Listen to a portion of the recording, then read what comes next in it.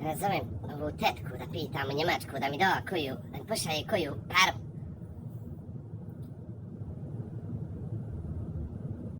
Halo!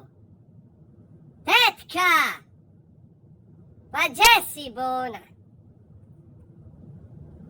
Ma ništa, malo, evo, htjela da te pitam, reko, mogla si mi, Bona, uzajmit koju marku?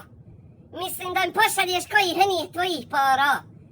Enih zelenih, ljubičastih, crvenih. Ma ja, reko, učojka nema plate mjesecima, reko, da pošalješ mi, bolan, nije tvojih, onih para lijepih. A nemaš, u kreditu. Sve u kreditu. Pa kako račune plaćaš, Jana? Na kredit. Aha. Ja. A kuću? I kuća na kredit. Aha, ja. A kako kako djeca školu?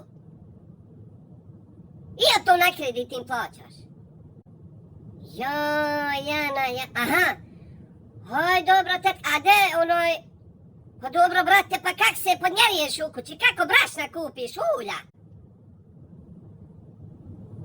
Na kredit, je tu?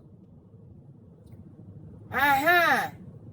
Pa hajde onda ništa, tetka, pa hajde ništa, gledat ću onda sa ovim svojim, kad dobije platu da ja te pošaljem.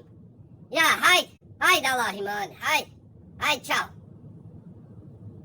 Ube, Arabi. Puh!